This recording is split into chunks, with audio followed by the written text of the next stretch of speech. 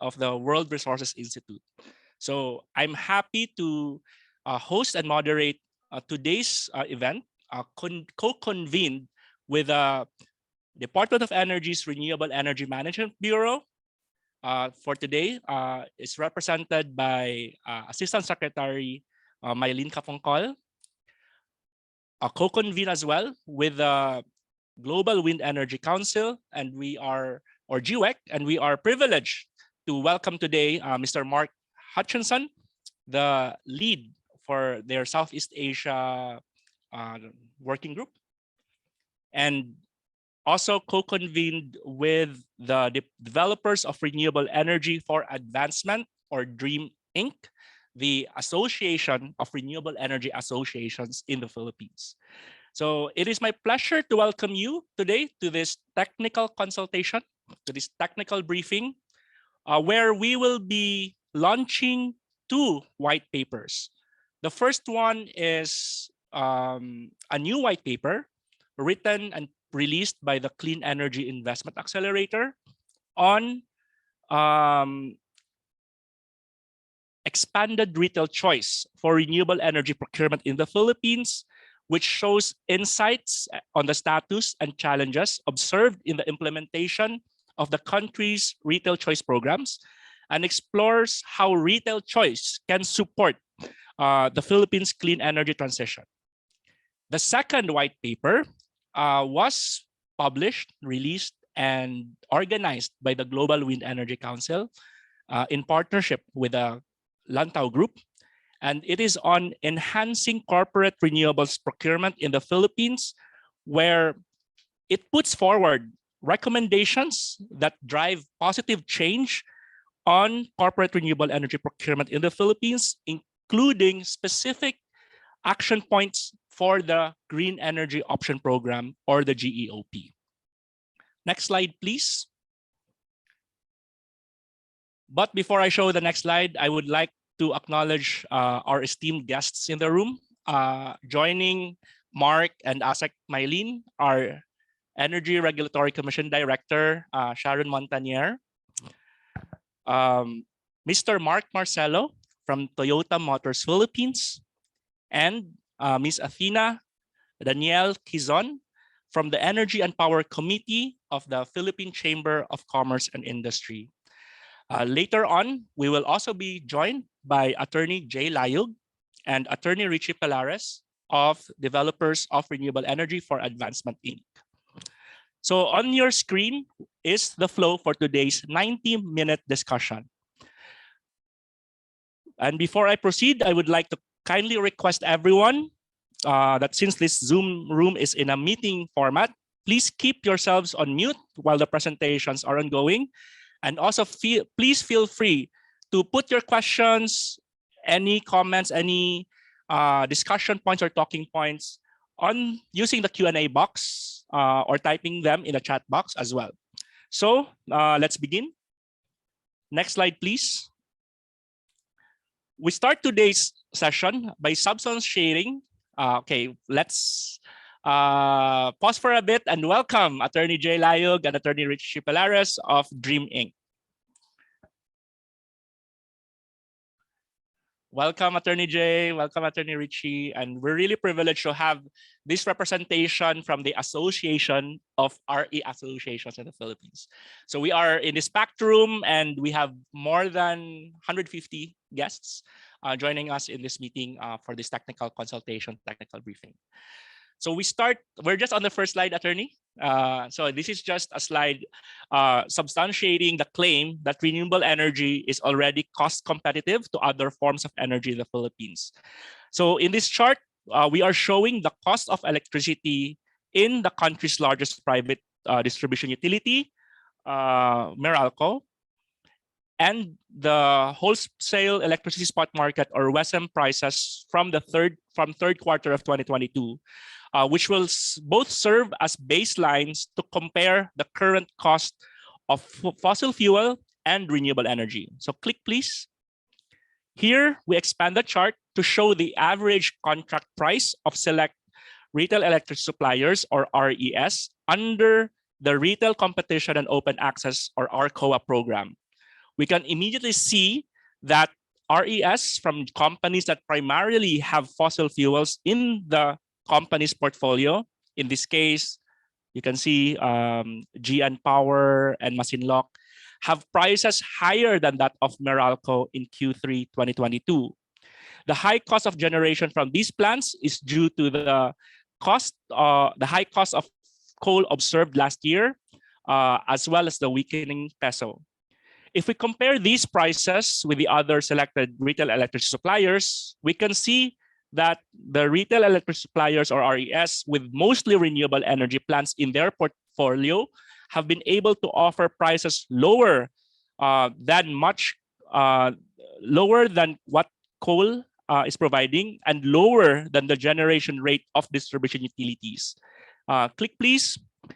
We can also compare these costs to the rates, these rates and these costs to the auction ceiling prices determined by the Energy Regulatory Commission in the green energy auction held last year. The horizontal lines shown here correspond to these ceiling auction rates and the recent hydro and solar PPAs approved by the ERC. So from this chart, these evidence, these numbers show the fact that the use of RE has indeed become an economical option in the country. And we will be happy to show these numbers to you later on. Next slide, please. This slide shows the global and local companies that have committed to 100% renewable energy, or journeying towards 100% renewable energy. We see that companies are really serious with 100% RE because they have all these benefits to gain, such as strengthened brand reputation, spurring innovation and competitiveness, bottom line savings, boosting investor confidence, as well as reducing regulatory risk exposure.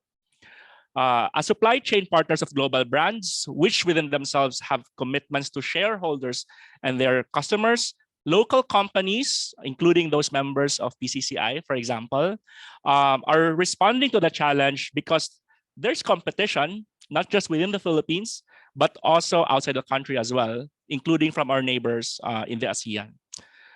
Next slide, please. This slide presents the numbers from the 2022 annual disclosure report of the platform RE100. This shows that as of 2022, as of last year, there are a total 355 members belonging to the RE100 platform, out of which 344 members reported consuming a total of 376 terawatt hours of electricity, 3.5 times more than the electricity consumption in the Philippines, or around 1.5% of global electricity consumption. You can see here some familiar brands in the Philippines because among these members, about 73 are operating in the Philippines, and they have collectively a total demand of 748 gigawatt hours. Given these numbers, and in addition to entities affiliated with other platforms similar to RE100, like the Science-Based Targets Initiative, the Clean Energy Demand Initiative, and all these other platforms, we can see that these companies are so sensitive with greenwashing accusations. And their shareholders, employees, customers, and investors expect them to really deliver on these targets. For example, if you're a local company, a Philippine company, and you service global brands like Nike, Adidas, or North Face, for example, or a global tech company like Apple or Amazon, for example, and you have operations in the Philippines, like if you are a Bataan manufacturer of shoes or bags based in the Bataan Freeport, to stay competitive, you have to support these goals. And you have to have mechanisms to be able to support these goals.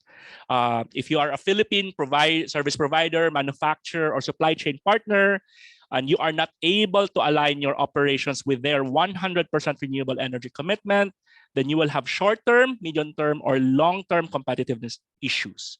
Thus, in order to preserve business, preserve jobs, enable growth of local companies, government representatives like what we have here, the DOE and the ERC, alongside the private sector and the associations of private sector representatives, must enable our renewable energy procurement options.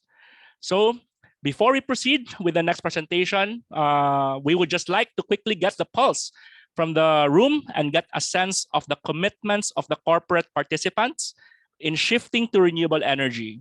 We would also like to better understand the motivations of companies in a more local context. So kindly fill up the poll and we'll digest the answers after the next presentation. So can you show the poll, please? So we have a bit of a poll. Okay. Before we go to poll, yes.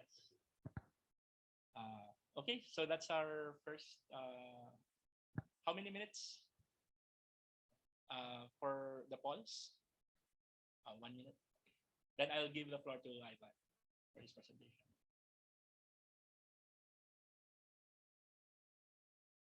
Clear context so far, no? Yeah.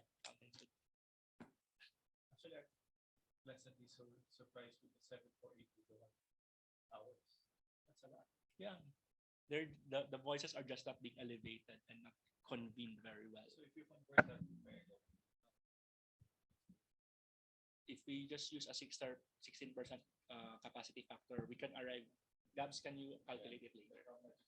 In terms of megawatt.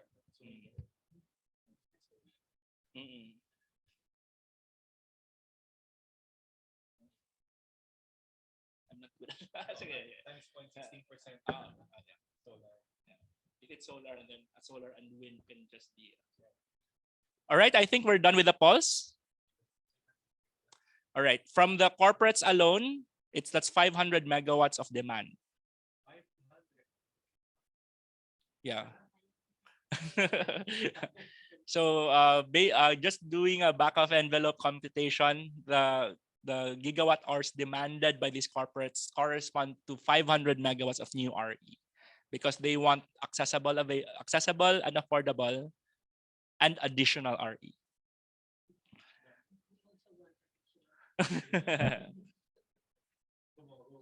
Tomorrow. All right, thank you everyone for answering the polls. We will collate the answers and derive some insights there. But at this juncture, I'd like to proceed. We'd like to proceed with the presentation on the findings from the new white paper produced by the Clean Energy Investment Accelerator on expanded retail choice for renewable energy procurement in the Philippines, to be discussed by my colleague, Mr. Ivan Limhuco, project co-manager of CEIA Philippines. Ivan, the floor is yours. Thank you, Marlon, and hello, everyone. Thank you for being here. Again, my name is Ivan Christian Limhuco, Program Manager for Allotrope Partners and co-lead for the CEIA Philippines. And it is my honor to be speaking here today and discuss the findings of the white paper on expanded retail choice for renewable energy procurement in the Philippines. So let's go and start. So we hope that after this, we are able to support and contribute to allow more RE procurement options for consumers, as well as encourage alternative thinking and expanded thinking among energy market consumers and regulators to further improve existing market structure and to open more pathways for energy consumers in terms of RE access. So in this slide, we can define retail choice as the freedom of end users to choose direct RE procurement in order to reap the benefits of RE utilization in achieving sustainability targets. So currently, there are two existing retail choice mechanisms in the country to date, the Retail Competition and Open Access, or the RCOA, and the Green Energy Option Program, or GEOP. So if you are big enough with a monthly peak demand greater than 500 kilowatts, you can participate in the RCOA and directly procure RE to achieve your decarbonization targets. Otherwise, corporates with a monthly peak demand greater than 100 kilowatts have the GEOP to count on. So while these are good policies, the inherent challenge is that for those corporates who do not qualify for the said thresholds, and if they do not directly own the facilities they operate in, they are unable to directly procure RE to meet their net zero and 100% RE targets, somehow limiting them from hitting their net zero goals and RE targets. So next slide, please. So speaking of targets, what does it mean if you have an increasing level of RE share as a target? So this means that RE targets are not only about decarbonization goals, but also on cost savings. So why do we say that? Because on the global trend, this chart you see on your screen from IRENA shows the declining cost of RE technologies such as solar and wind since 2010. And next slide, please. In the local context, the Philippine retail market rate is also shown to be much lower than that of the generation rate of incumbent utilities at 2.50 pesos per kilowatt hour. And based on the previous months, an average estimate of 4.45 billion pesos monthly savings was experienced by contestable customers in the Philippines market. If I am not mistaken, this is taken from PEMC data as of 2022. So next slide, please. So just reiterating the slide that Marlon previously presented, and given the previous data points on declining prices of RE, both globally and locally, we can now start to answer the question on why retail choice should be expanded in the Philippines. So retail choice should be expanded so that corporates will have more options in procuring renewable energy, with companies leveraging the low RE prices to be able to comply with their RE targets. So based on this chart, as Marlon also discussed earlier, that CEIA has prepared, we can see that renewables are already able to compete with conventional sources in terms of costs. Retail electricity suppliers, or RES, with pure or dominant RE portfolio are offering lower electricity prices compared to suppliers that source from fossil fuels. This comparison is based on auction rates and PPA rates as seen on the right side of the screen. So why is this so? Why the lower rates for RE? If you have renewables, you can benefit from the cost savings, through the following: having fixed energy rates for the duration of the contract. The reason being that RE has no fuel cost compared to other options that are subject to forex and fuel costs, as I mentioned. Having fixed discounts as well from the rate of the DUs, given the huge difference between DU rates and RES rates. So in that case, consumers are able to have more savings, and RE developers and investors are able to have their return because the difference is so high. Next slide, please. So this slide, you can just see a snapshot of some of the companies that are setting targets for their decarbonization journey. So there are 2,000 companies globally that have set science-based targets, and over 1,500 companies setting net zero commitments. Based on CEIA's information from the Annex A in the white paper that we have developed, here are some of the companies that have Philippine presence in addition to the previous slide that Marlon has presented earlier. So next slide, please. So that being said, there is still a huge opportunity to expand the list of these companies that are setting science-based targets in achieving their sustainability goals. Based on IMAP's one-year data, the retail option through ARCOA and GOP has already met 44% of the country's C&I demand, as seen here in the yellow colored chart. Expanding retail choice in the country by lowering the contestability threshold while increasing RE supply will allow the rest of the C&I demand, specifically those in the commercial sector, to shift faster.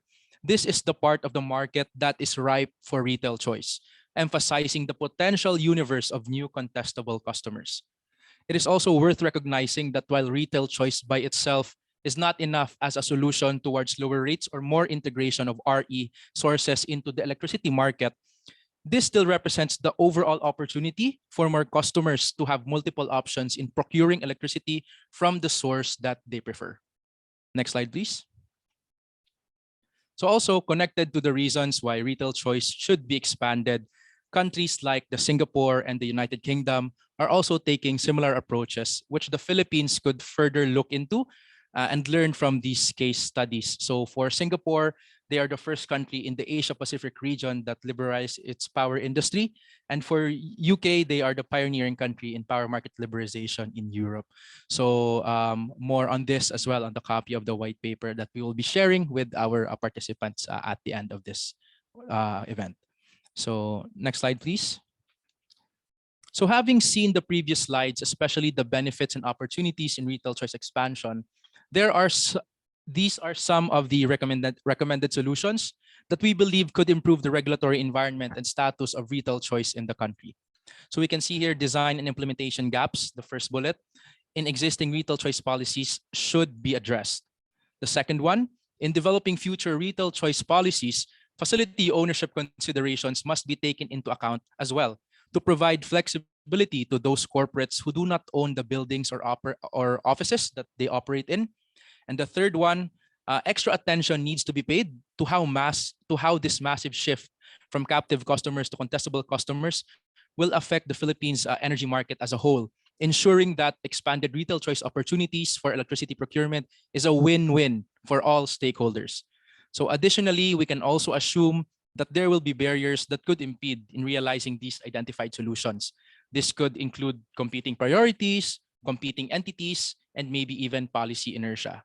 So with this, we can have another poll, the second round of polling questions, just to have a further understanding of the barriers that some corporates or related to these corporates might be facing right now. So we will pull up the polls right now as well, collect the answers, and maybe give them like a minute, and then analyze it later as well after the presentations. Yeah. So I think the 4 gigawatts is if you expand the universe of Yeah. the 500 megawatts is just RE because the 1,000 and 2,000 is beyond our outside. Yeah. SPPI, net zero.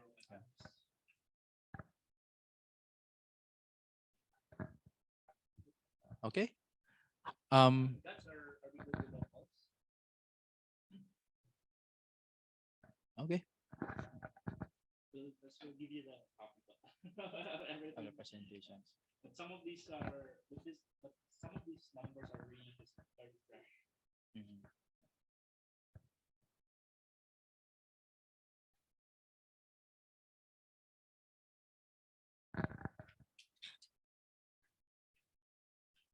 Okay, Gabs. Okay, we can proceed to the next slide. And please, for those in the Zoom room, feel free to type in your questions or comments anytime using the Q&A box or the chat box. We can address that later as well. So now that we have identified the potential solutions and the possible barriers, next we'll look into the main drivers that could facilitate the call for retail choice expansion. As seen on your screens, this could be the corporates, number one, that aim to meet their clean energy demand and targets set by their parent company or their HQ. So those being compelled by their headquarters, like Toyota, we can say. Number two, another group could be the RE suppliers that want their voices to be heard so that they may expand their markets as well.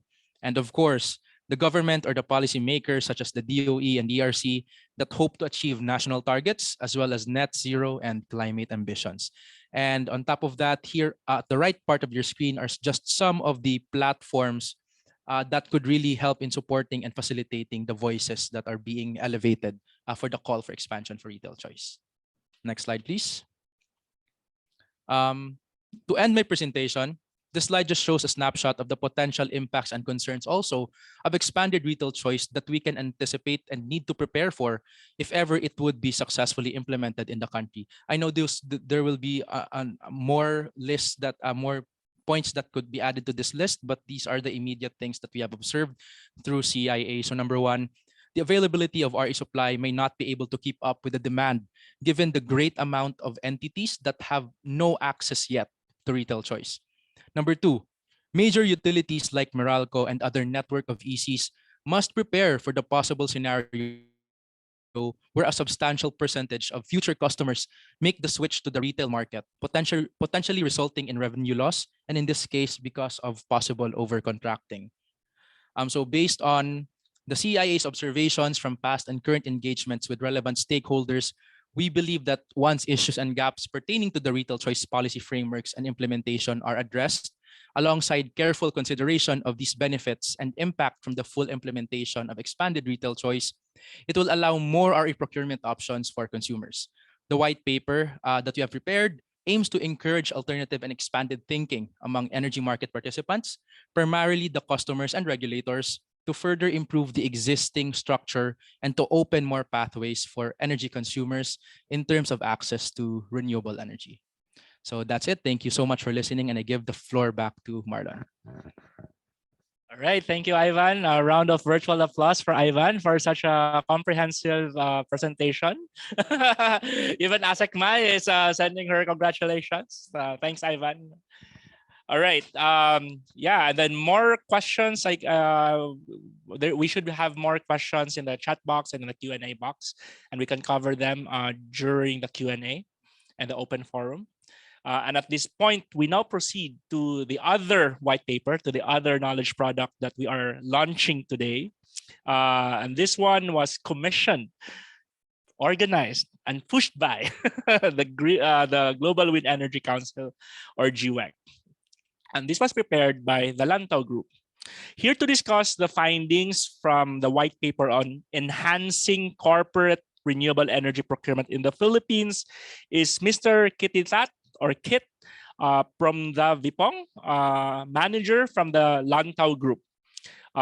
Joining us from Bangkok, Kit has extensive experience and know-how in the Southeast Asian energy markets, with a focus on both renewable and conventional energy across Thailand and the Philippines. He has helped project developers, investors, and end users with commercial due diligence, tariff forecasts, market modeling, market entry strategies, and corporate level strategy development. So is Kit on the line? Hello, Kit. Can you hear us well? Maybe we have to adjust your audio. Does this work better? Yes. All right, Kit, Okay. The floor is yours. We're eager to hear more about the new white paper. The floor is yours. All right. Thanks a lot, Marlon. Let me just share my screen to get the white paper on screen.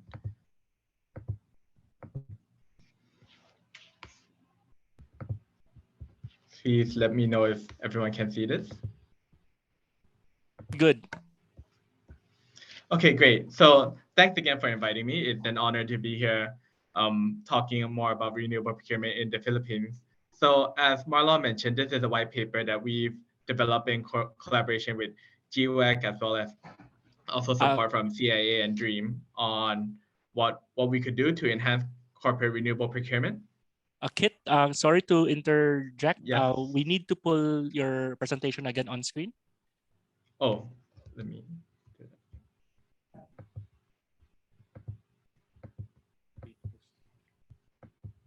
Is it okay now? Yes, much better. Okay, great. All right, then I'll jump right in. Apologies. So this white paper really drives to put forward some recommendations that we could use to drive positive change in terms of renewable procurement in the Philippines, specifically looking at reforms that we could do to the GEOP program. And we'll be going through a current state assessment of corporate renewable procurement, what are some international best practices, and then end off with some recommendations for reforms. Now, first point that I want to cover on, this is also something Marlon touched on a bit earlier, is that green and clean energy procurement is becoming quite critical globally, and it's starting to span beyond MNCs now. We're starting to see that there's a greater requirement being placed on the supply chain and SMEs as well that work with these global MNCs. If you look on just some headlines on the left, we're seeing the likes of Apple, IKEA, Google, Nestle, everyone is now coming up with an emission reduction plan, a carbon-free energy plan, moving towards green procurement. And now this graph on the right just shows how the RE100 members have grown. We've seen membership triple since 2016. We're now at 355 members. And if you look at the mix of this breakdown, it's not just the more developed countries in, say, Europe or North America, but Asia actually makes up a good third of the RE100 members. So this is a global phenomenon, and we're seeing this really impact how companies are thinking about where to enter, where to expand, where can they make sure they still meet their net zero and green targets. Now, one thing that we feel like is quite important to to note before we start thinking about green procurement in the Philippines is that different end users are at different stages of their sustainability journey. And as a result, they often have different clean energy requirements. So if you look at across here, we've tried to map out 4 different types of end users. We have our SMEs, local businesses. We have SMEs that work with the global MNCs in their supply chain.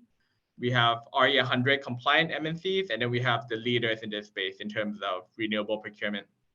Now, they all have slightly different needs and different goals. If we look at the ease of procurement, for example, across the SMEs and local businesses, they really don't have a lot of time, effort, or they don't have a lot of time or expertise and know-how in terms of how to efficiently and effectively procure green power. So they really need a procurement route, which is easy, low effort required, a lot of guidance. And that's currently not present in the Philippines when we look at the different ways you can procure it. Compared to the MNCs and global leaders, those companies have a lot more resources. They have a lot more experience from other markets. So they're able to really devote time and effort to retail contract negotiations. Whereas these two in the start might be trying to procure via a GEOP option. If you look at price, everyone is trying to secure a lower price than the existing source or incumbent. We look at REC double counting and additionality. This is also something we'd like to highlight for the Philippines. Now, most of the more reputable companies, any RE100 compliant MNCs, any SME working with an MNC, they need to ensure that there is no double counting risk. And at the moment, when we look at the different procurement options, we find that in the retail contract with our COA, you can structure it such that this REC double counting is not a problem. But with the GEOP program, this is still an issue. There's still some concern over who owns and controls the REC, because right now these RECs are held on the account of the host D or EC. So it's less transparent and there is concern over double counting. And that's an issue for anyone who has a credible audited carbon program.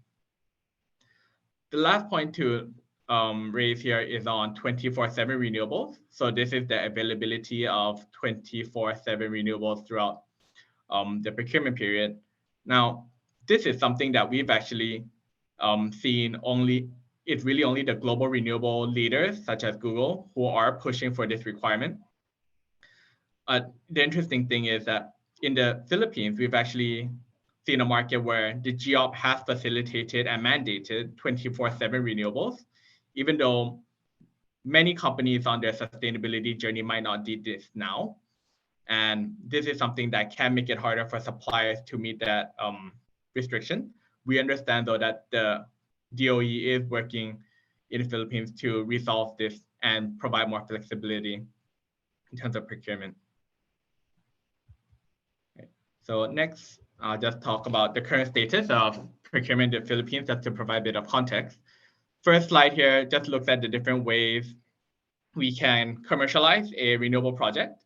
So when we look at this, the retail market, both via the res market or the GEOP, these are really the fastest growing parts of the market. We're seeing that the renewable energy players are now selling directly to retailers, they're establishing their own retail businesses, or they're selling directly to end users via the GEOP program. So this is really becoming a key part of how we commercialize projects. This slide here looks at the uptake by end users across both the retail market as well as the GEOP. So similar to our chart that Marlon also showed us earlier today. If you look at the chart on the left, we see that we have quite high uptakes in terms of the res and retail program. But when we look at GEOP, uptake has been quite slow. As of around 3Q last year, we had around 136 end users registered within that 100 to 500 kilowatt band for GEOP end users. And then estimated it's only around 34 megawatts of renewables that were procured via GEOP. So it's still quite, uptake has been relatively slow and the GEOP is still in early stages. So we're trying to see, okay, what can we do to help these end users really buy more renewable power, address some of the pain points that they currently have. So we went about trying to identify some of these pain points, and 5 major pain points came up. Just going through them one by one. The first pain point is on job participation, requiring 24/7 renewables. And we found that this has limited participation and competition amongst the suppliers. And the suppliers were really concentrated around a handful of companies who have access to baseload renewable power. We understand that the DOE is working to address this, so this will soon not be too much of a concern. The next point on the control of RECs. Under the current GEOP program, the host DU or EC controls all of the RECs under a GEOP supply. And what happens is that there is some double counting risk. It's hard for the end user to ensure that the REC that the green power they consume was met by a REC which was also redeemed on their behalf, and there is difficulty in verifying that REC. So many MNCs are a bit hesitant to use this for their carbon accounting. Next point on building management, being the building management in a lot of these places control renewable energy procurement. So as an eligible end user, if you're a tenant leasing space, you're still relying on your building management to go source your green power and negotiate that for you. And therefore, it can be difficult even for a eligible end user to participate in the GEOP. Hassle factors on this next point, there's still quite a few hassle factors and red tape that adds a lot of unnecessary switching costs. It makes it harder for especially the smaller companies that lack a dedicated energy team, dedicated resources to navigate this system and to understand what the actual costs are, what the actual savings are and the benefits. So the switching effort is still quite high. And then the last point we want to highlight here is on the awareness gap. We find that there's still a bit of a gap of know-how of the program, the potential benefits across companies, and how they could utilize the GEOP. And that's also led to the slow uptake of this GEOP program itself. So these were some of the difficulties that we found with end users trying to buy green power in the Philippines. Now, we'll go through some case studies, just some high-level case studies of how other countries have tackled green procurement, some of the lessons learned for the Philippines, as well as what we think the Philippines could do with the GEOP to enable better procurement and easier procurement.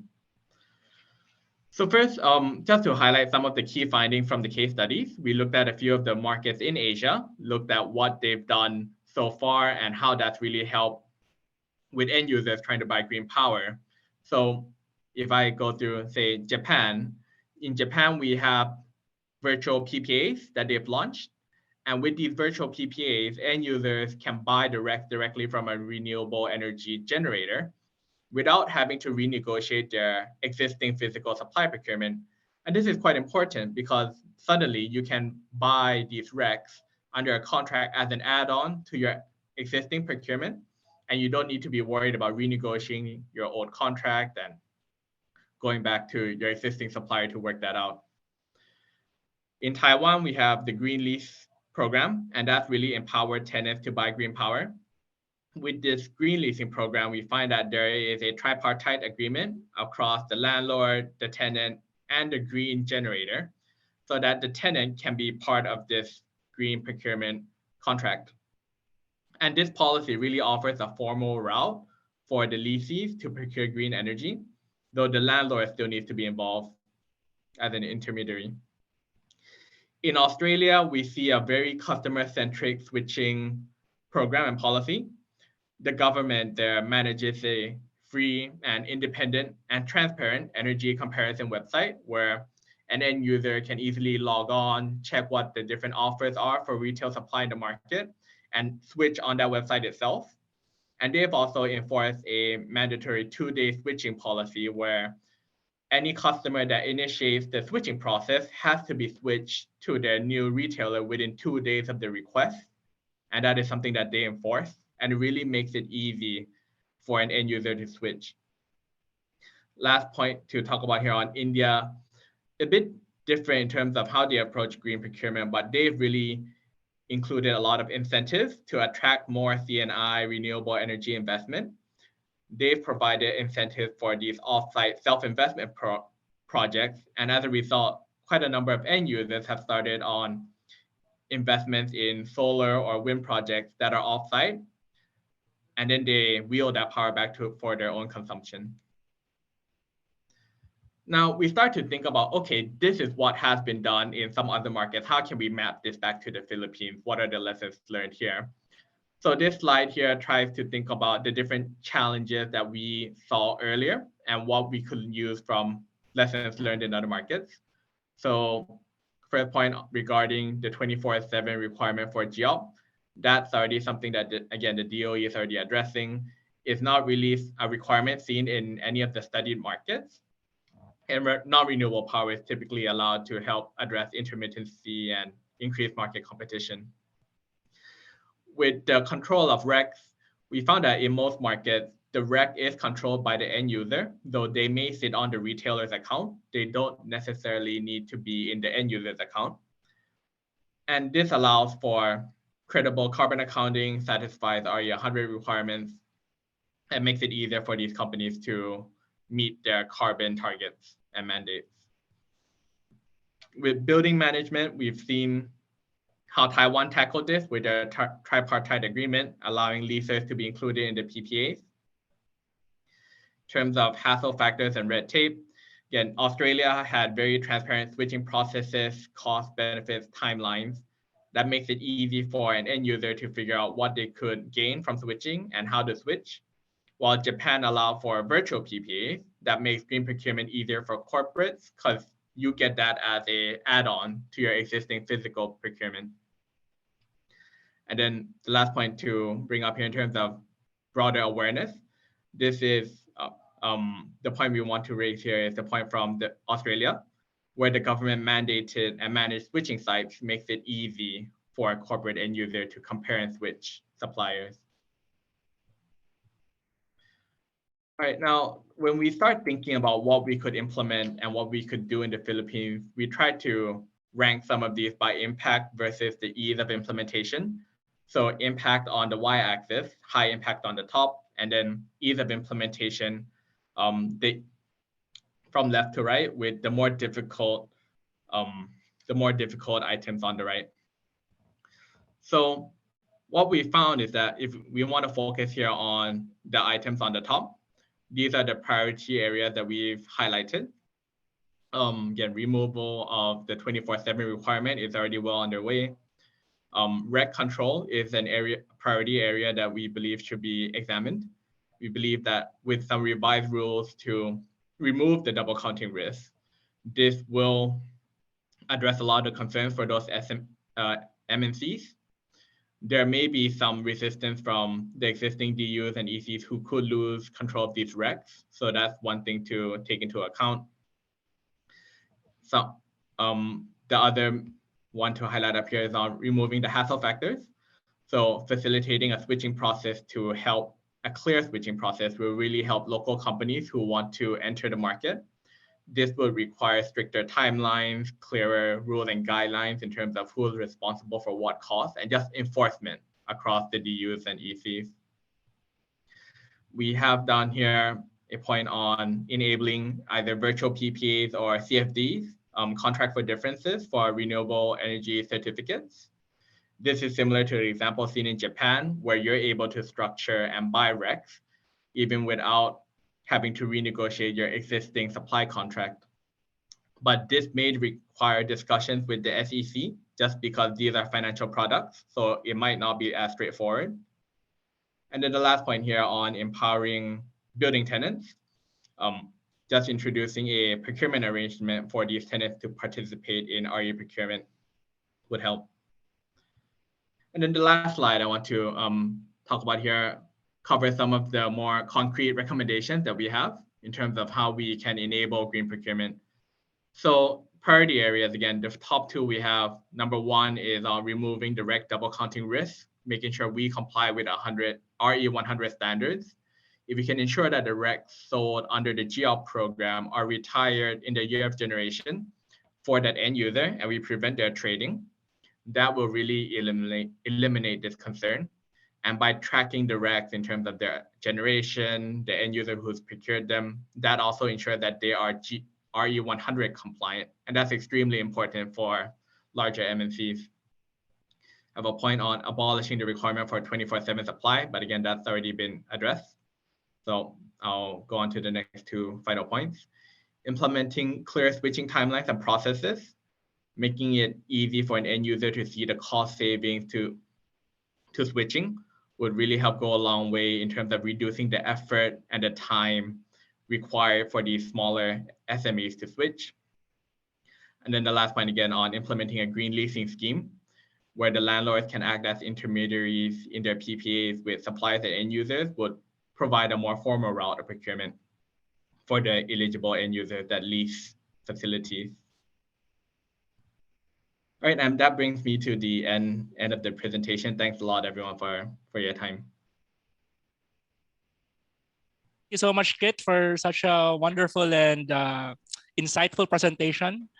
I think we debuted this during our meeting 3 weeks back, but this is the first time we've socialized this to a wider audience. So we anticipate many questions, comments, and even from the floor today. If you have questions, comments, and feedback to Kit, we can cover it during the open forum. So thanks so much, Kit. We hope you can stay put as we proceed later on actually right now to the open forum. So yeah, but before the open forum, we will have the reactions first from our government representatives and policymakers who have kindly joined us today.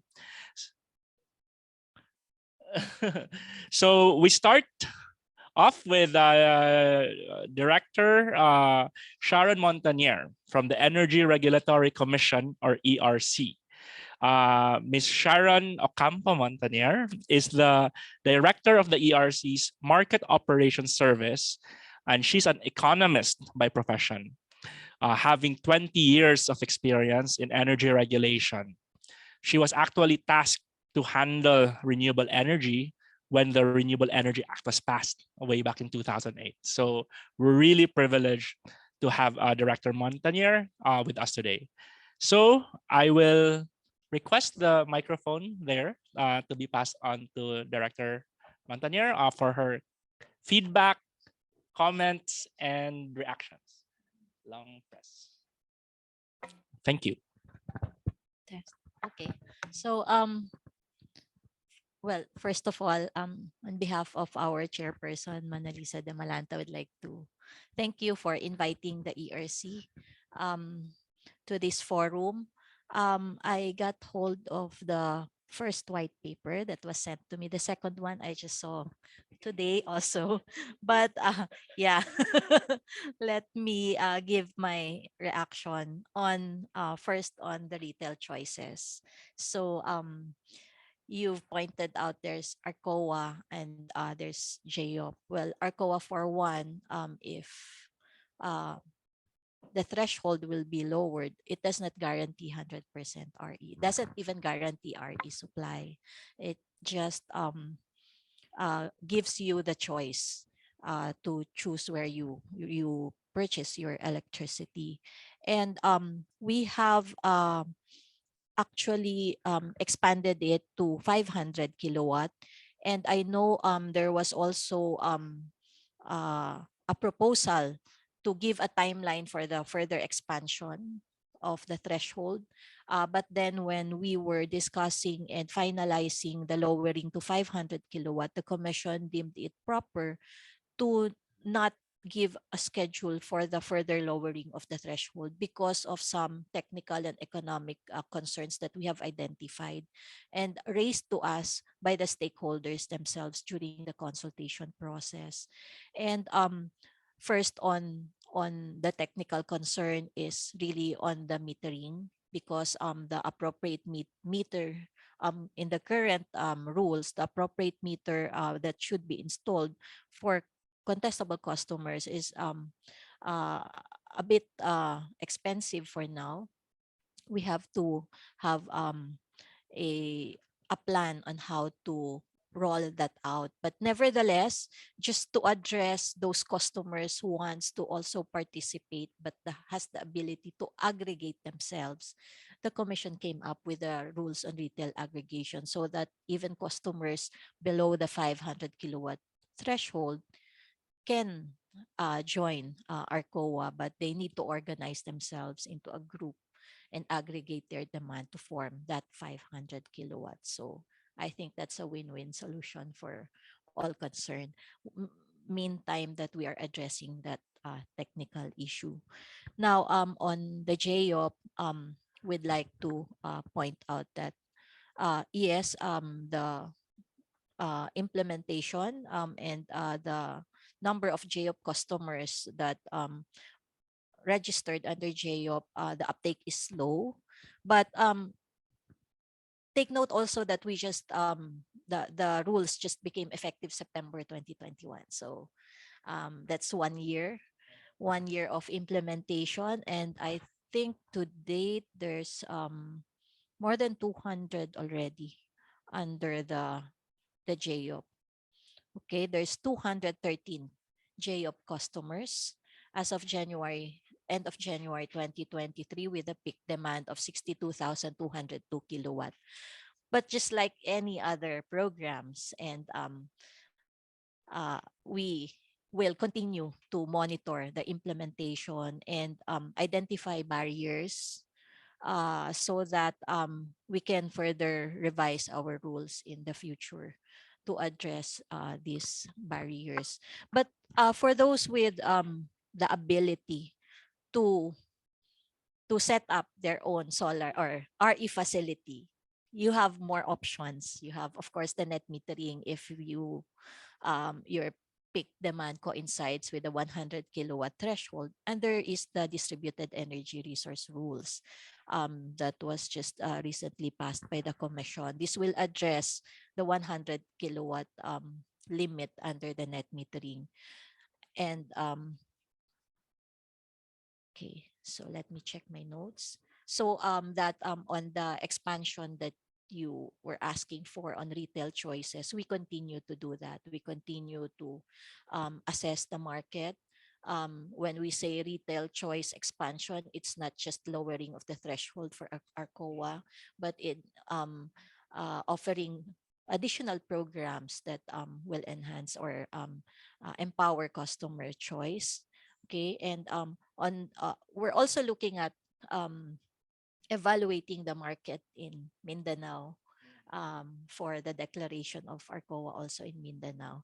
But we'd like to see first how the WESM will be implemented in Mindanao before we do that. Okay, so there I've mentioned that. Okay. On the challenges presented by Ivan earlier, are e-supply not enough? Yes, definitely we've seen that. There was a lot of clamor to switch our e-suppliers just recently with the fuel cost adjustment issue, and there was not enough RE suppliers that can accommodate those who wanted to switch. And I think that is one major issue that we need to address.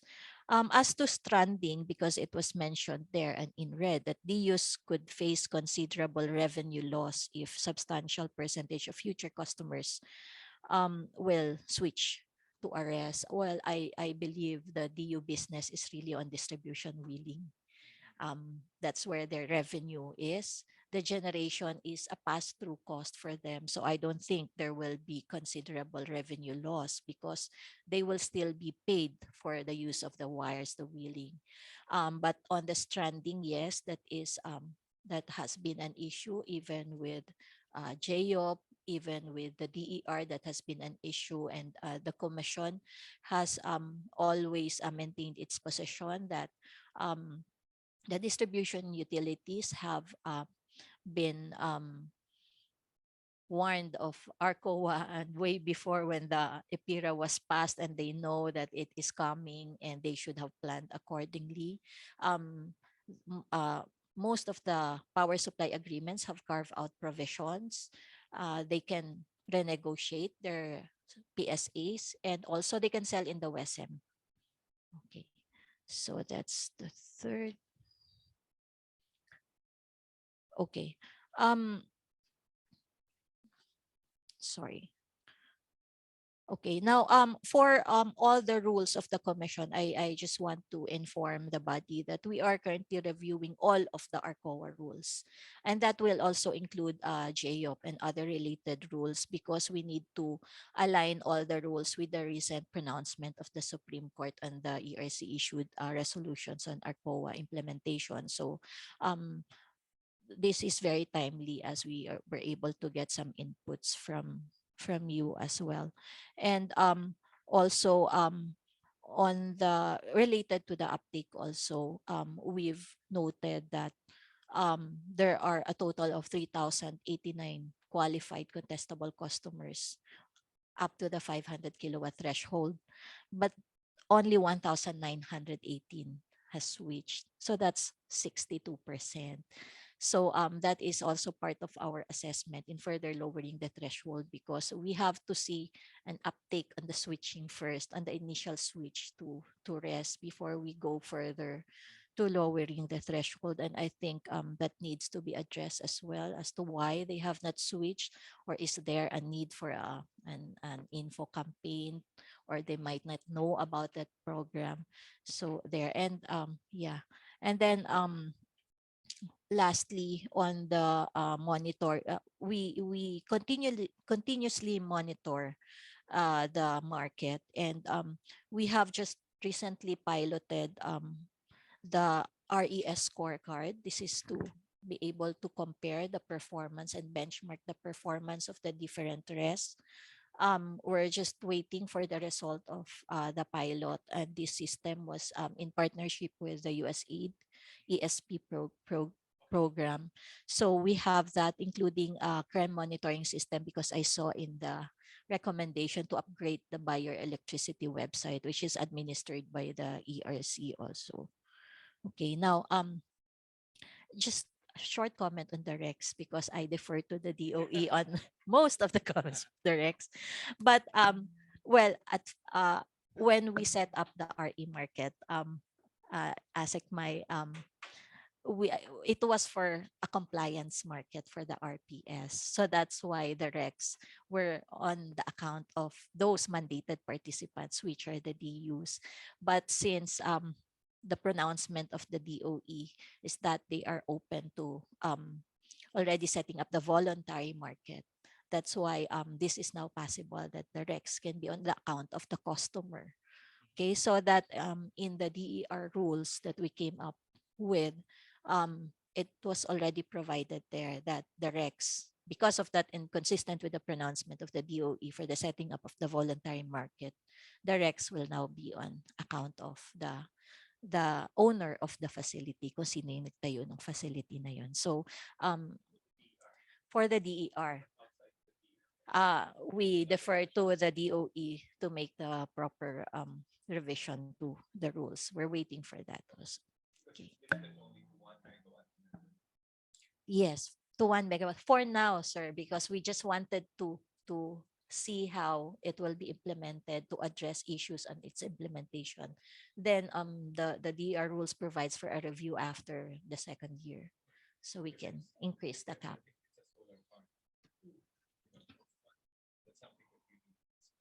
Yes. Okay. So I think I covered all in my notes. Thank you. Thank you so much, Director Montañer. A round of virtual applause for Director Sharon. And actually, from her statements, I've already picked up so many things that could be covered for later conversations about retail aggregation, the RES scorecard, how to diagnose the current switching rate among qualified 500 kilo ARCOA qualified participants, and maybe part of the things that could be explored later on are how to implement a green lease tripartite agreement. And with that, we give the floor now to ASEC Mylene Capongcol, who is representing the Department of Energy. ASEC Mylene is the Assistant Secretary of the DOE, and has more than 30 years of experience in policy development. The youngest in the room, um, and project management, developing strategies and reforms in the power and renewable sectors, including the total electrification program of the country. So Asekmai, the virtual floor and the physical floor is yours. Thank you, Marlon. And of course, good afternoon to my colleagues here. I won't mention everyone here now, but in the interest of time, maybe, so we can have more discussion, allow me to thank, of course, the Clean Energy Investment Accelerator, the Dream, Attorney Jay, and the team, of course, Mark, who I met 60 years ago. And of course, Ivan, who left us. Thank you for allowing us to comment on the two papers. But actually, as what Director Sharon mentioned, we only got the first paper last night, actually. And we only saw the second paper of Kit today only, for his presentation. But on the JOP, allow me to clarify some basis of why the design was that. The 100 kilowatt threshold is to delineate the customers from the net metering. But having because we want some choices, of course, and some option for the consumers on whatever would be easier for them. But in the law, in the Renewable Energy Act, there is no requirement for any capacity. There's no limit. So practically all customer or electricity end user that chooses renewable energy as its supply may do so. However, again, there are some technical and economical considerations that we have to look into. On the replacement power, which requires 24/7, the view then was there should be a total migration, because this was based on our discussion with some of the distribution utilities during the consultation process, because it would be difficult, to migrate on and then go back to the distribution utilities. It's a nightmare, according to them, to have a continuous migration going back, and the determination of the supply, because we all know that distribution utilities buys power from the generators for supply.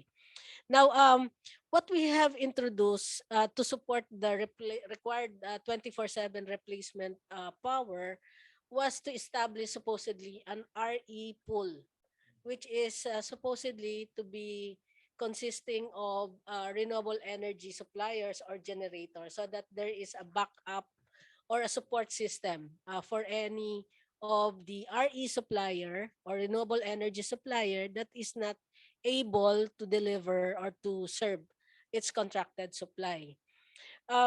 Also, in our JOP guidelines, we allow indigenous. So it's not necessarily renewable, but indigenous supply to be part of the replacement power. No, but unfortunately, it's we have a 2-year interim period for that, so it now lapsed. And as we all know, we're now developing a new or a revised green energy option program. And with regards to the lowering of threshold, as mentioned earlier, the JOP provision in the RE market does not contain any capacity, but maybe in recognition of the 90% of MSMEs in the country, maybe we'll study if that can be reduced, but the arrangement would be different. It's not 100%, but maybe using the distribution utility as the procuring entity. So we'll be looking into that. And of course, the transition process. I was asking our staff, why should it take 4 months at least to convert or to complete the process for JOP? So we will be looking into that. The reasons why we provide timelines for the consumer to inform the distribution utility or the host distribution utility is to prepare for some administrative and of course check on the financial whatever settlement they have to undertake. And as mentioned by Director Sharon, the Department of Energy is looking at and studying the establishment of a voluntary RE market wherein the current policy on the green energy option and the net metering that is currently attributed to the distribution utilities will now be attributed to the consumer. And we take note of from a 3-year banking period, maybe for the JOP and the net metering, it may be reduced to 1 year as to avoid the double dipping. In fact, we're in discussion with the IREC regarding this because we're looking into the because we learned that there are already generators and distribution utilities selling their RECs in the IREC. No? So we're looking into that. And well, Western Mindanao has been recently declared. No? So as what Director Sharon mentioned, once they declare the start of the retail competition in Mindanao, JOP will follow. That is on the context of the retail competition. We're looking into the off-grid areas as well because we know that most of the supply in the off-grid areas are quite unstable and mostly are served by diesel and bunker fuel. So there is a huge potential for renewable energy. That's why we are also looking into enhancing the implementation of the RPS off-grid rules to be able to address this renewable energy supply. And then on the green list agreement, I fully agree that we should start implementing a green list agreement because we understand that most of the BPOs or the multinational companies operating in the Philippines are just renting or leasing space. No? So maybe we can introduce that, and we would like to request maybe the CEIA ang hirap, to provide us some inputs on what are the thinkings of this building facility. Because earlier in the paper, I thought that facility owner refers to a company owned by a foreign. And we all know that the Department of Energy has already relieved or relaxed the policy on foreign ownership. So that that can be addressed also. So as mentioned, we'll look into the possible amendment on the procurement of the customers to cover lower threshold voltage or requirement. And then both actually the IPIRA and the RE Act has a target of empowering the customer. So I think there's no conflict with what the two papers are proposing. And rest assured that we're looking into the potential double dipping in the RE certificates. And for the voluntary market, the customers will be more empowered. So once the RPS on-grid rules will have to be issued after public consultation, then that's it. No, we'll work on the voluntary RE market. And actually, there is already a study being undertaken by one of our development partners together with the Philippine Electricity Market Corporation. Again, on the promotion of JAP, we have been moving from one place to another, participating in many of the workshops or fora, and yet the information doesn't trickle down to the consumers particularly. So we would need help from because ERC and DOE cannot do it alone. So we need the whole of stakeholders in the renewable energy sector, and the advocates of RE to really help us disseminate and provide information. It may be a regular exchange of information and opinions on the various development. Um, on the RE market, it's now actually declared under interim commercial operation.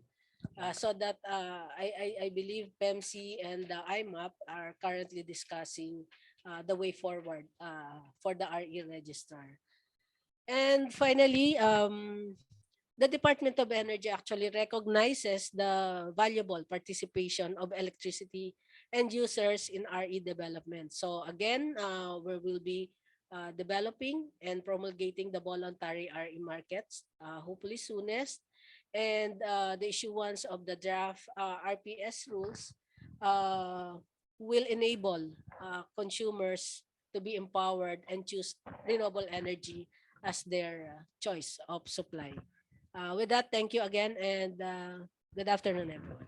Oh, thank you so much. A round of physical and virtual, not PPAs, applause for ASEC Mai.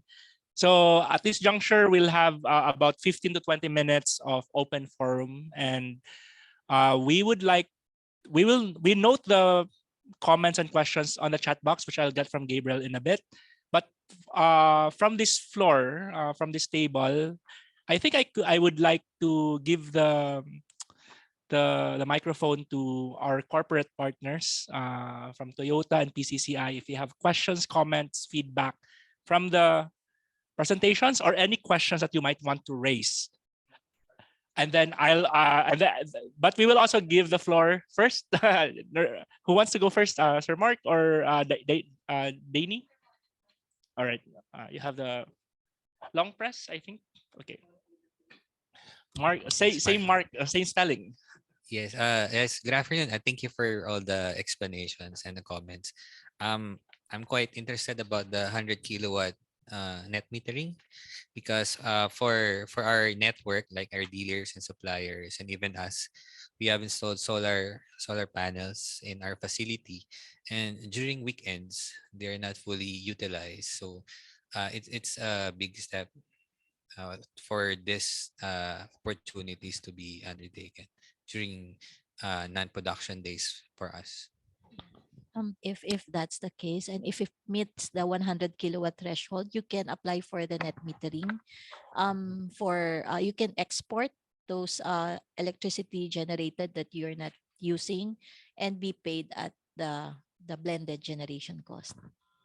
So yes, the excess, any excess you can export to the grid, and but then you have to coordinate with your distribution utility and apply for signify your intent to enter into a net metering agreement with them. Okay, so I think it will be done with our RES. Yes, we have a RES. Yes, because we're also thinking like if we have a certain limit for our demand, but we still want to expand our solar more than the demand, can we apply for net metering for that? Actually, currently, the Department of Energy has drafted, but it will be posted soon on what we call the expanded solar rooftop program, wherein during supply shortfall, it has three models. One is for 200 kilowatt and above. You can sell power to the grid during supply shortfall.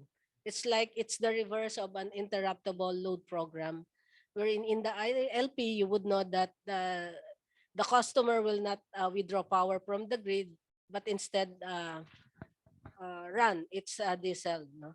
But in this, it's the RE generator or the customer with RE facility can inject power to the grid, and that is subject, of course, to the agreement with the distribution utility, the host distribution utility, and of course subject to ERC's determination of appropriate compensation package for that. The next would be the use of the rooftop as a solar generation area Now, instead of competing with the agricultural or so we're promoting also the use of rooftop as a mode of generating solar uh, energy, for the country, and then sell it to the grid as usual, as a typical generation. The third business model we're looking at is what we call the trading, the P2P trading, wherein, for example, an eco zone with lots of our locators can exchange and then sell the excess to the grid. No, again, if that's the case, then there should be agreement with the host distribution utility. So these are the things that the government is looking into to empower customers as you move into the net zero strategy. Thank you. Thank you. Thank you. Thank you po, so much, Asik Mylene and Sir Mark, for asking that question as well. So we're also receiving some other further comments in the chat box as well. So this one from Manuel Luis Sagala. So just a comment on the current dynamics of electricity retail choice. Expanding take-up of RE in the retail market should also consider enticing the end users who are already participating in ARCOA. In the Meralco area, 3/4 of industrial consumption and 1/3 of commercial consumption already switched out of captive market. So for those customers, choice is not deregulated generation supply versus GEOP, but what they currently pay for under ARCOA versus what RE supply can offer. So um, any thoughts on one as well? If not, do we have other questions coming in from the chat box, Gabs? Or Anya?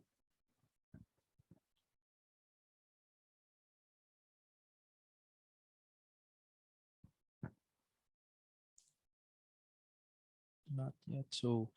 So while we're still waiting on some of the questions, we would like to remind people in the Zoom room that they could post their questions anytime using the Q&A box or the chat box if you have any clarifications to the panel of speakers that are present here in the room, or with Kit, who is joining us virtually as well.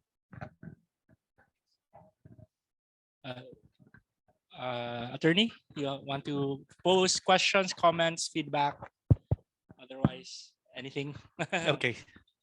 All right. Good afternoon, everyone. Thank you for the invite. Of course, Marlon, we've always been a partner in all conferences. No? And actually, one of the things I enjoy, and Mark knows this, is having a discussion like this, because this is the only time that Asik Mai and Director Sharon have time, no, to discuss. They're very busy, we know. No? So it's good that we have this kind of discussions. We've done the same thing, no, with GWEC and Dream, because it's more productive when we discuss. So allow me to react, no, and also at the same time maybe discuss possible improvements on the rules, no. Let me start off first with the GOP, no, the Green Edge Option Program rules, no. If you recall, this was the GOP version, was a version I had endorsed way back in 2017 as Energ chair, no. And in fact, I went back to the original draft, no, versus what was ultimately the final circular, no. And one of the things I noticed is exactly this requirement of sourcing all the requirements from an RE supplier, no, which was not in the original draft. No. Because if you go back to the principle of GOP in the RE law, it's really power of choice. No. And consistent with power of choice by the end user, he has to choose also whether he wants to supply all or less than all. No? So that was the concept when I endorsed the GEO program. In any event, when we saw the final circular, as confirmed by ASIC Mino, the ultimate concept was different. In other words, in the mind of DOE, it has to be all or nothing. No? And that's the reason why I think there are only few players in the GEO program. Because if you will look at, if you require an end user to supply all of its requirements, then you only have geothermal that can provide that. And in fact, in that list, I asked already, who is the supplier? It's all geothermal. None of the solar, none of the wind, no? Because they cannot supply 24 hours of the requirement. So, but we, of course, are very glad. We've had this discussion with the DOE. and they will revise it. No? And that's very good, because I can assure you, when they revise it, it probably will multiply 5 times the registration, because now you will have a lot of solar and wind suppliers registering under GEOP. No? The reason why we were pushing for this is because if we don't revise it, there is the subset of suppliers that do not fall in any silo. It will not fall under GEOP.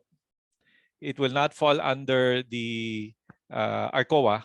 And so you have the subset that is left hanging somewhere.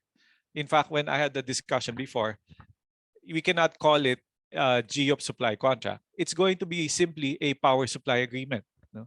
Which does not fall in any of the rules. That's why I was pushing for the amendment of the GEOP. No? Because many of your solar and wind suppliers now don't have a permit to operate under the GEOP rules, because they do not supply 100% of the requirement. No? Number two, we all know GEOP, again, is power of choice. In other words, and it's there in the GEOP rules, that the ERC does not regulate the contract. No? But in the GEOP rules, we are providing for a template that requires a replacement power. No? You can imagine, if I'm a small solar rooftop provider and I buy from the spot, I don't even know how to do that if I'm a very small player. So that's why amending the GEOP, allowing for less than all requirements, will improve the GEOP program. Okay, so do not require total migration is what we're saying. And that has caused a lot of problems for the suppliers and the end users. Number two, the template, I think we should expressly provide in the circular that it is only suggestive. In other words, recommendatory but not mandatory. No? In other words, I'm not required to provide replacement power. No? That's another one. So let's make it clear that it's only suggestion, because we don't regulate anyway. No? Okay. On the presentation earlier of Ivan, I was pleasantly surprised and happy to note that there is a 748 gigawatt hours of demand of all corporates, which by your calculation at 16% capacity factor, that's 500 megawatts of renewables. And certainly if the RE industry is aware of that, if Toyota will declare to the entire RE market, we need, let's say, 100 megawatts, I'm telling you, they will build more RE supply. So we encourage our contestable customers to do so.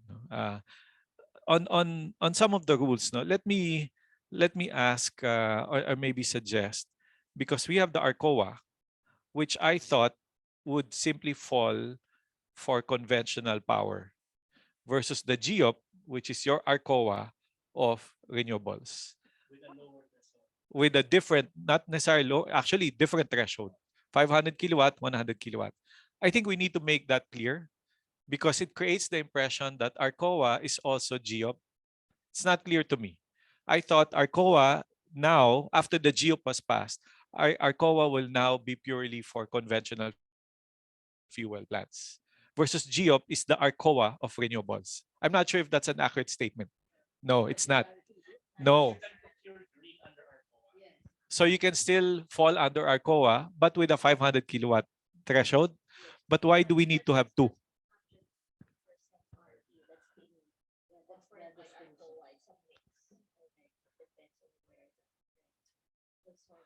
Okay, and that creates a lot of confusion. I'm confused. I don't know why we need to make those two differentiation. I don't know. There must be a reason behind that. Again, I'm just trying to make sure that we uniformly apply what we understand to be the rules. So that's my question. Now, again, going back to the presentation, yes, it's good that corporates will consider, but based on experience now, we don't have supply. That's a big problem. We all know ERC is handling a lot of cases on the contestables. The industrial customers are getting sued or sued back. The coal plant supplier because of the fuel adjustment. No? And it's a big problem now. And all these industrial customers are unable to secure an alternative supply. But we thank the ERC because they amended the switching rules. Now they can switch. The only problem is there's no supply. No, it's a big problem. And every time, I just got a text again. The coal supplier is about to terminate and cut off supply because supposedly they're not paying the fuel adjustment. So we are encouraging, of course, more RE suppliers to build. No? Let me address DER rules. No? And again, we thank you, ERC, for finally issuing it because we had an issue about whether the supplier can be the owner, should be the owner of the facility. That has finally been addressed. No? Although after 3 years, no, Sharon, after 3 years that we were finally addressed it. So now I'm sure people will start applying. No? Except we have an issue about SEOC applications with the DOE. SEOC is a solar energy operating contract. No? Under the Omnibus guidelines, there are 2 ways to apply for a permit. One through the SEOC, the other one through a certificate of registration, no? For solar, no? For renewables. The problem is the solar rooftops are now made to fall under the SEOC rules, which means they need to provide PSR 92 maps. PSR 92 maps mean they have coordinates. And to generate one PSR 92 map, that's about 250,000 pesos. Very expensive. No? So we're hoping, I understand, ASICMA, you are revising the rules, no, to capture itong mga small solar rooftop so that the requirements for the registration will be easier. No? So we're hoping that will happen this month. Is that? Actually, we're also relaxing the requirements for own use RE system. So we don't need to look into the financial structure, ownership structure. But just to distinguish what is the requirement, once there is, actually in the current draft, once there is commercial arrangement, meaning the owner of the RE facility is selling to the customer or outside, no, as part of the rooftop, then a SEOC is required. No? But again, we are revising now to simplify the requirement for solar rooftop installation. Okay. Wala nang they are selling the That's another question which I will also raise. No? So it's good to know, and I'm saying that because I saw my friend Gary Espino of Sky Renewables. He has not applied for a service contract because precisely of the requirement for a PSR 92, and it's just a smaller rooftop. No? In fact, for SEOC applications, they need to submit feasibility studies. That's probably 1 to 2 million pesos. No? I'm just a small solar rooftop player. No? It's being revised. So, Gary, it will be issued this month. Oh, wow. Okay, very soon. No? And finally, let me just back to what exactly Sharon said. No? We have the DR rules, but it has a 1 megawatt cap. No? And then we have the DOE that grants service contracts for solar projects, whether ground mounted or not. No?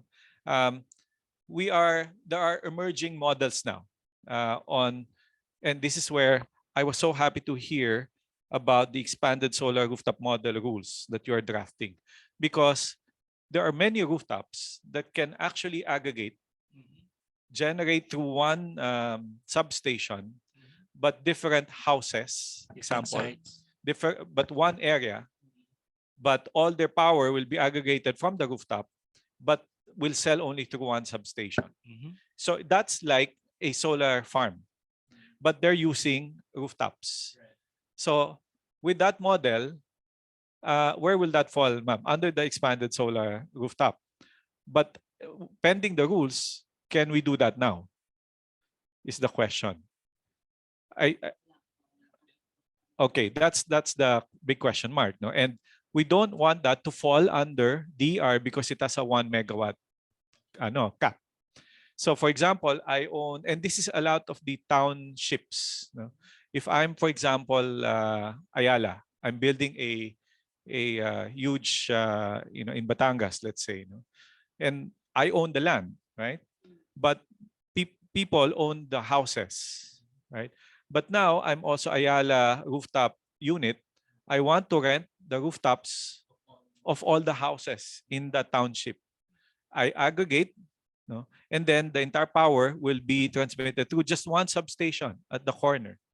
That's like a solar farm. So I can apply for a service contract and then sell the power to the grid. Right now, that the discrete and separate sites are not allowed yet in the current rules. Well, that's my question, because right now we allow that for solar farm, but it's the same concept. You're right. In solar farm, we lease the land. So in that model, I lease the rooftops. It's the same. No difference. That's why we should be able to do it as an IPP. Yeah. So that's okay. Yeah. Right. So, ma'am, can we just send you a letter and confirm we can do that as an IPP? Actually, sir, in the expanded rooftop, the other business model is an IPP, but using the rooftop. Okay. I think the complication will come if it's outside the eco zone. No, because that would be, I mean, if you will aggregate, baka may issue with the distribution utility because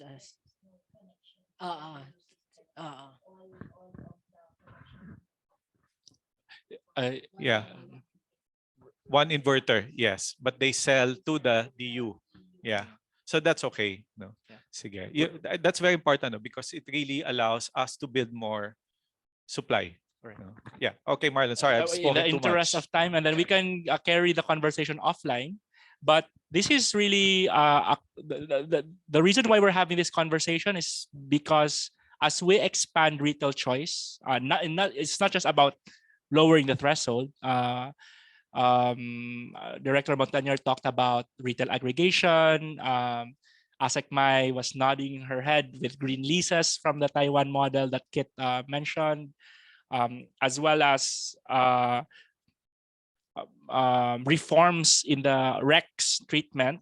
We need RE supply, or else the likes of Toyota and the PCCI members will not be able to procure anything of affordable, available, and additional RE. So we will take everyone to task on these talking points. Kit, I have a question on what Mai and Director Montañer mentioned. Like, if the rules on the REX will be amended soon, and the 24/7 supply requirement will be amended soon, that basically checks the top two boxes in your recommendations toolkit, right?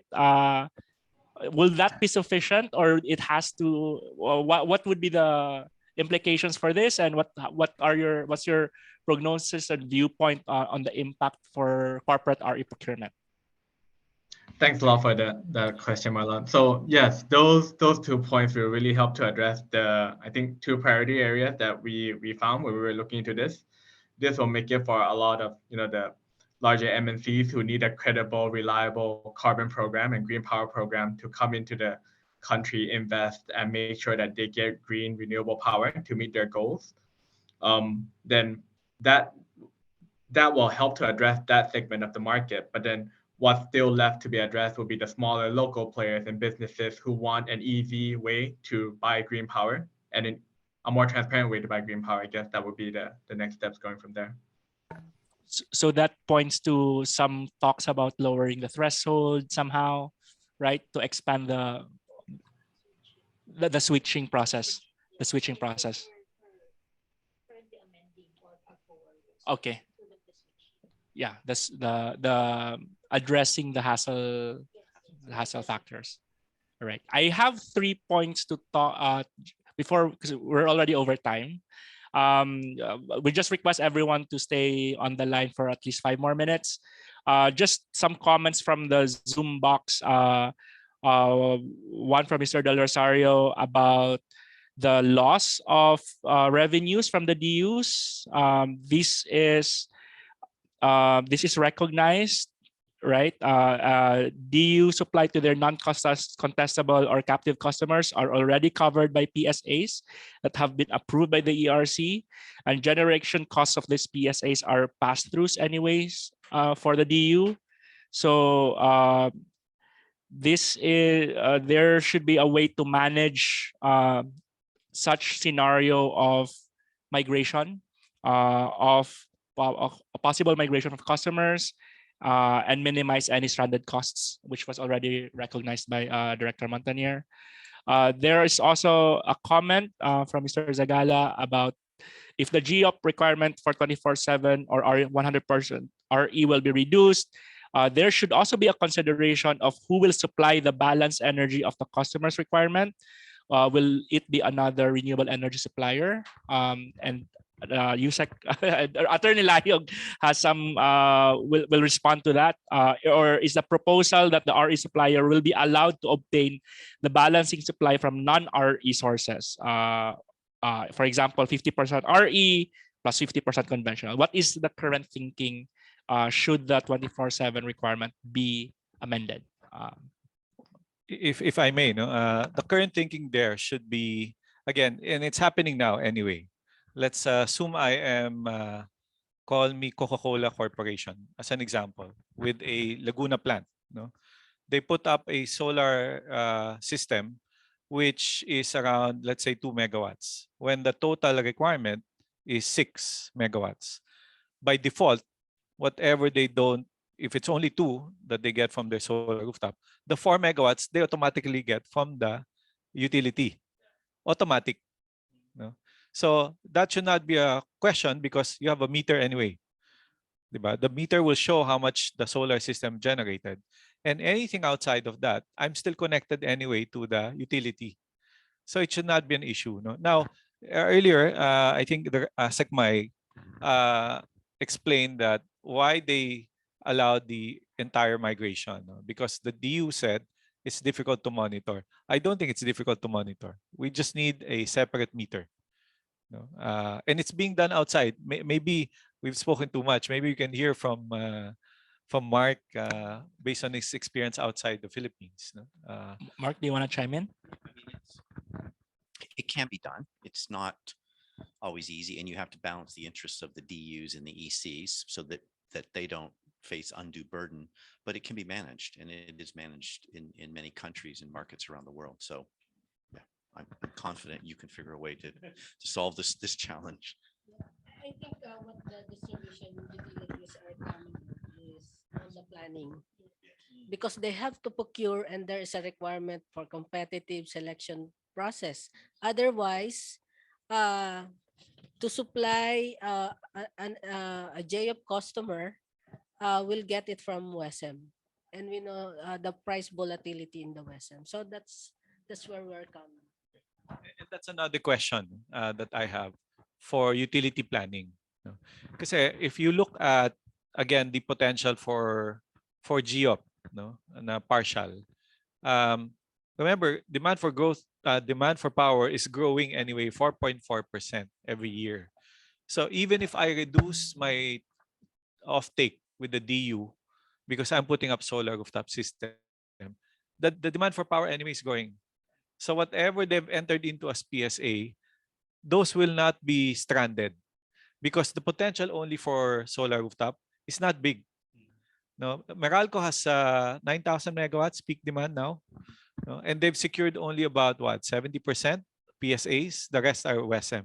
Even if the others start putting up solar rooftop, the 7,000 megawatts under PSA will not lose its market. No? So that's why it should not be a problem. I think it's not an issue if a customer will build its own RE facility and get the balance from the distribution utility. The JOP actually is sourcing from an RE supplier. It's not putting facility, so it's a different mechanism for both. So that's the differentiation of the JOP and a customer owning an RE facility and getting the balance from the DU. Because we have a case also in Cebu because of the recent spike in prices under the rest retail electricity supplier, they will build an 8 megawatt solar facility in Cebu. So that's the, I think, the trend now. All right. Go ahead, Danny.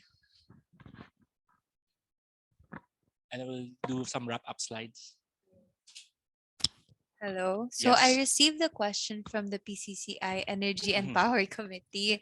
So I'll just read it. Go ahead. They said it is agreed upon that the power supply will be very low in the next 5 years. So while waiting for renewable energy, is there a study to open up supply from coal plants? I'm not sure who is supposed to answer that. Well, I can answer that so that you don't hold them down to the answer. Um, as a matter of policy, although there was this moratorium, of course, the ultimate objective of government is to assure supply. Okay, and we all know, unfortunately, renewables cannot fill in the baseload requirement being provided by whether natural gas or coal. No? We have a problem in supply. And more than the supply issue, we have a problem with price. No? If we build another coal plant, we know it's not going to be cheap anymore. No? So I can commiserate with the DOE. I will not generally, of course, we are pushing for renewables, but if to fill in the Malampaya gap, if there's cheaper source of power plant, I'm sure DOE will not stop that. No?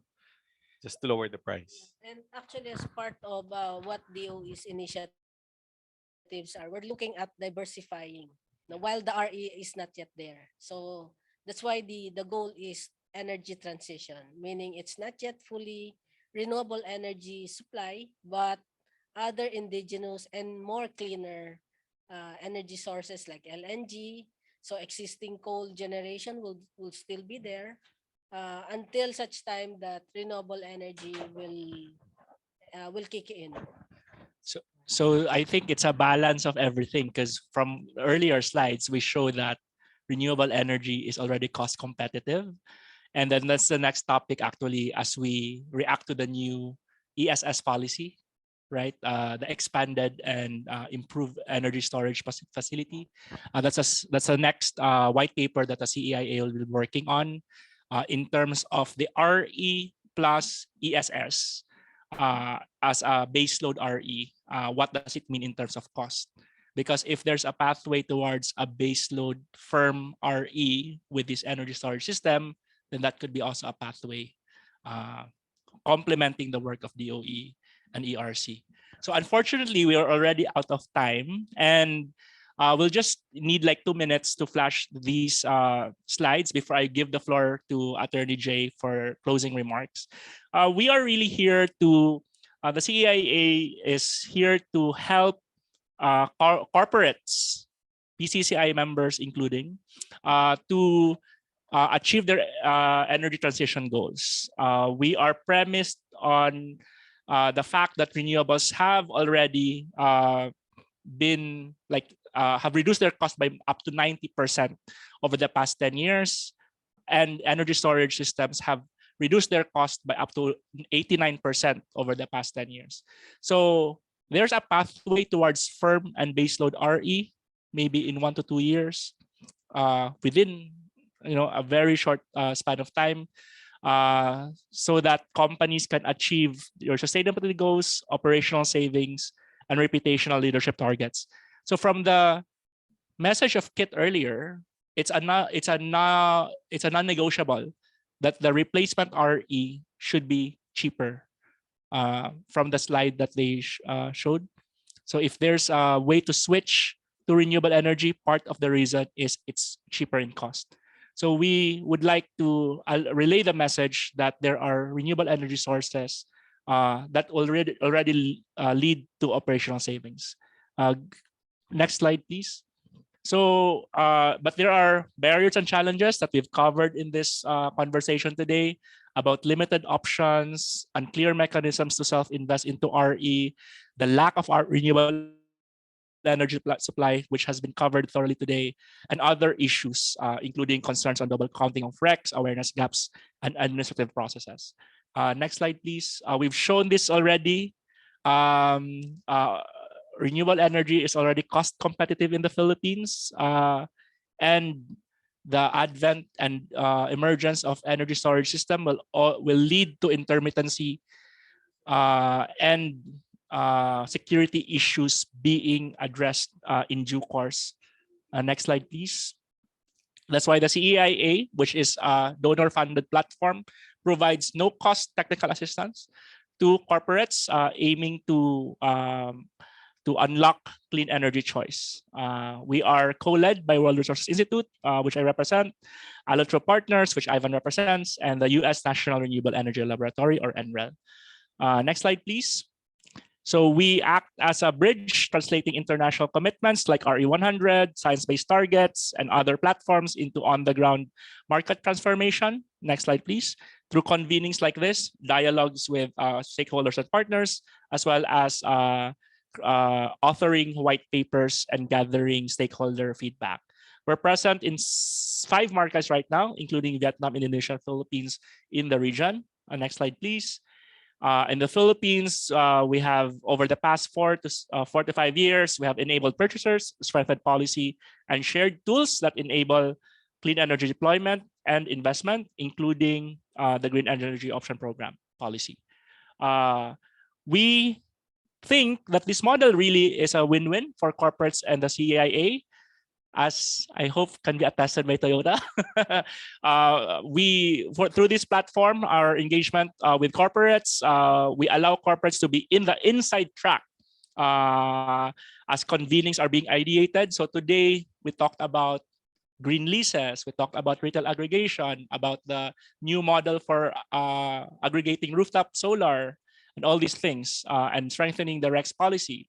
You will be in the inside track in these convenings. Your insights and inputs to white papers will be elevated and reflected and are conveyed directly to policymakers and the government. So the white papers that we have produced are all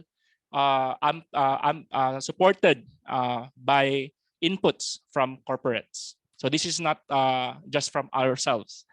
We provide deep technical assistance to map out your corporate procurement pathways. You become part of a community of corporates that learn from each other to decarbonize and achieve sustainability targets. And you elevate your corporate leadership position and expand reputational value among peers, consumers, and policy makers. How does it benefit us? We deliver the impact aligned with our mission. And we are already provided this to at least 5 sectors: automotive, IT BPO, retail, LGU, and energy and electric cooperatives. So what do we want to happen at the end of the engagement? We want corporates to be able to procure renewable energy and achieve their net zero, decarbonization, and RE procurement goals within their timelines or earlier. Because we're sensitive that you have 2025 and 2030 goals. Next slide, please. I think that's the final slide. How do we instigate the whole thing? We sign MOUs for no-cost technical assistance. And as mentioned earlier, we've already signed agreements with several partners, including with a leading global retail brand, with the Fortune 500 IT and BPO company, a Fortune 200 automotive manufacturer based in the Philippines, and national government entity and local government units. So CEIA is a platform to be in service towards your decarbonization goals. And we're delivering this in partnership with government partners like ERC and the DOE, with the partners like DREAM and Global Wind Energy Council. So with that, I give the floor now to Attorney Jay Layug for his closing remarks as we wrap up today's event. Very productive and insightful as usual. And yes, so many things to do, but I give the final word to Attorney Jay. Attorney Jay. Thank you. Thank you, Marlon. I thought I gave my closing remarks earlier with my long speech now. But anyway, again, Marlon, well, thank you for Clean Energy Investment Accelerator. Again, this is the type of discussions we really appreciate. Not much the fanfare, but really being able to work with the government. And I'm always looking forward to doing this because, again, I know how busy ASIC Mai and Director Sharon are. And please continue your support to the government and of course to the private sector. Thank you also to GWEC. They've been our partner. Really appreciate it. we have lots of things to do. We have so many things to fill up, in terms of the gap. And we're hoping that with your continuing help, and again, very appreciative of DOE and ERC. It's a new era in government, and we're so happy with that. The private sector will always be here to be a collaborator with the government, and we look forward to having more. I pay electricity just like all of you, and I'm not happy when I pay expensive electricity. So that's why I'm pushing a lot for supply. The more supply, the better, the lower the price. So with that, thank you, and we look forward to the next session. Thank you so much, and thank you to our online attendees as well for keeping up with us. Thank you, and we look forward to the next convenings with you. Good afternoon, good evening, and good morning to everyone. Thank you. Round of applause, virtual and physical. Thank you.